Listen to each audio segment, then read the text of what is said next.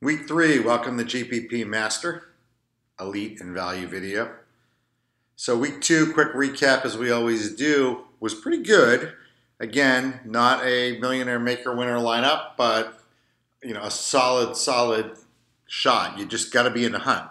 So my 20 lineups and the lineups from this video, if you put the pieces together right, were pretty good. We obviously, last week on the quarterback front, recommended the top guys, as we talked about, high price salary guys, and Brady being the most expensive came through with 33 plus DraftKings points, so kind of had to have him to really be in the hunt. Rodgers was okay at 24. Ryan was kind of a bust. And my special pick last week in this video was Trevor Siemian, who rocked it with 24.64. You probably needed to hit everything right with him to win because of Brady's numbers, but still a solid play with Trevor Siemian, dirt cheap. And wide receiver had another good. We had a good week. Again, we had Devontae Adams with 23 plus. Crabtree, who just obviously was a home run with 3 touchdowns in this video. We did miss the Siemian stack, so really Emmanuel Sanders or C.J. Anderson was the play there. We had C.J. Anderson, by the way, as a running back. So if you stacked him with Siemian, which I did say we should do in one lineup, that went well. And just trying to see the other receiver, Chris Hogan. Chris Hogan at the receiver position was a pretty good stack with Brady, obviously. Would have been better if he wasn't in and out with an injury, which was kind of a theme in week 1.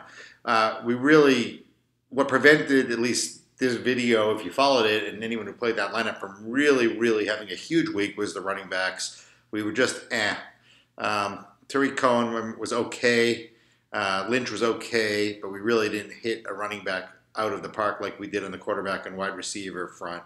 At tight end, Greg Olsen got hurt. And again, as we say, you got to be in it to win it, and you got to play every week. It just takes 1 week to win. Guys are going to get hurt. You're going to lose them early in the game, and it's going to screw up your lineup. And that's why you have 20 or 25 lineups and follow the GPP Master commandments and budget plan.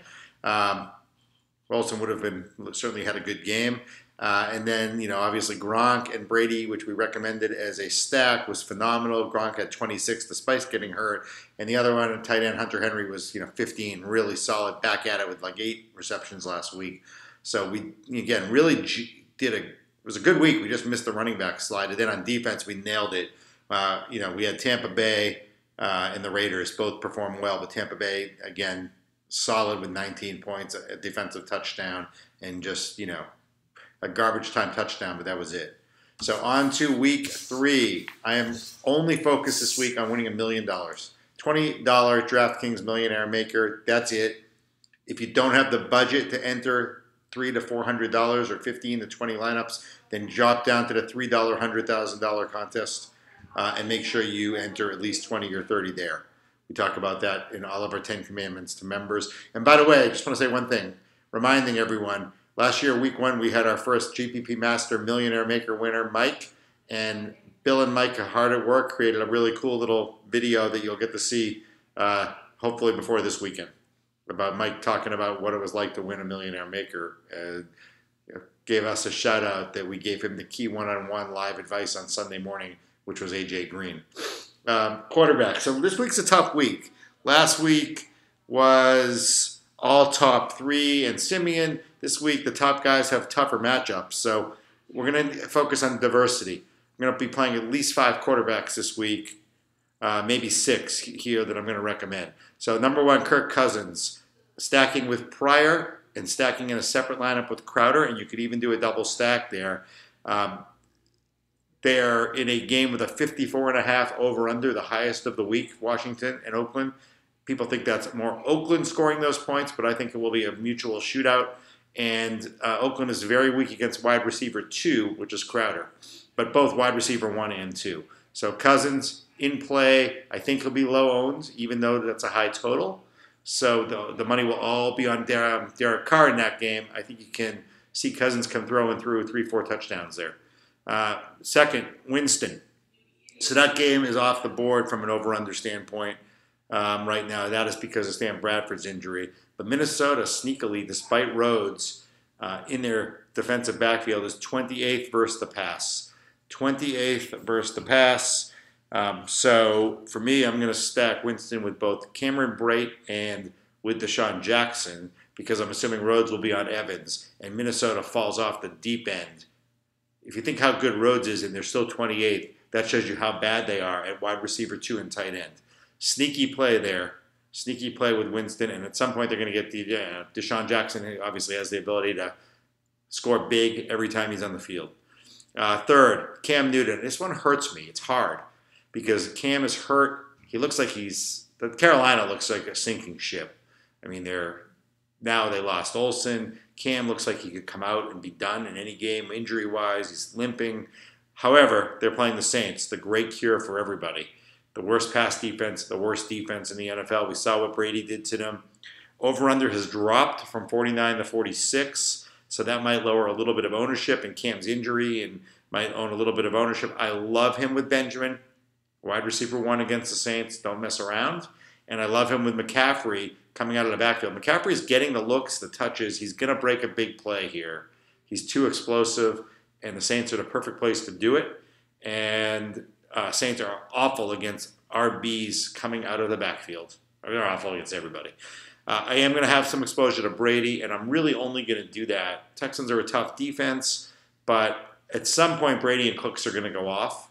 So I'm going to play them every week in one lineup until that happens. Because when they do, I'm hoping it helps me cash big. So Brady, Cooks, one lineup. I'm Big Ben. Now, if you know and you follow us at GPP Master, you know Big Ben struggles on the road. His road home splits are dramatic. He's awesome at home. He's not awesome on the road. But this is Cleveland without Jamie Collins, who is out in concussion protocol. So Cleveland is 31st out of 32 teams against wide receiver 1, and they're pretty weak against the tight end. So I think there'll be some people on Bryant because of his big play last week.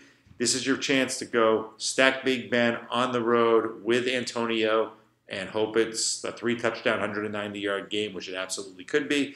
And my last quarterback is Cutler against the Jets. That is expected to be a low-scoring game, but the Jets are at the bottom of the barrel in every category. Wide receiver 1, wide receiver 2.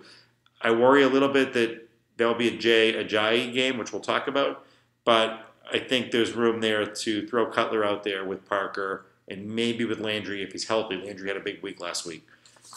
Running back. So I said McCaffrey. Bottom line, New Orleans is just awful against the running back. 29th against the running back, not 32nd. 29th against the running back coming out of the backfield, 32nd overall. Jay Ajayi will absolutely be the chalk this week. He will be massively owned, well-deserved. The guy is on the field almost every play, 3 downs. He can catch, he can run, he can break big plays. He scores from the 1 against the Jets. So you're going to have some exposure to him. If you're playing a cash game, which this is not about on GPP Master, you have to play Jay Ajayi, period. I like Cook. Someone just asked me if they would trade Cook and Kelvin Benjamin for Hunt in a season-long league. And I said, are you really sure Hunt's going to actually be the better guy at the end of the season? Cook, had a 46-yard touchdown last week, called down at the 1, called back, okay, or he was massive. And he's playing Tampa Bay. Bradford's coming off an injury, and this is just a gut on this one. I just think Cook is a great play this week to win a GPP with, and I think he will be lower owned than he should be. Melvin Gordon, solid, going to have some exposure to him. Again, a must play in a cash along with Ajayi. Those are the 2 guys I play in a cash game, honestly. Ajayi and Gordon will have some GPP exposure. Going to at least have one lineup with Hunt, maybe Hunt Cook, just because, it's 2 weeks. The guy's been a game changer and game breaker, and, why not ride that until he proves you otherwise. On the kind of sleeper low end, under $5,000, Abdullah is getting the ball for the Lions. I mean, he's not the guy who they're throwing to on 3rd down. That's Riddick.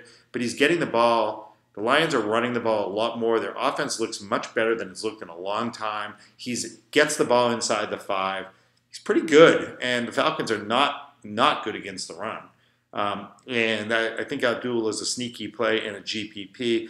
And this one, don't hold me to it. Don't shoot the messenger. Bilal Powell has been just crap.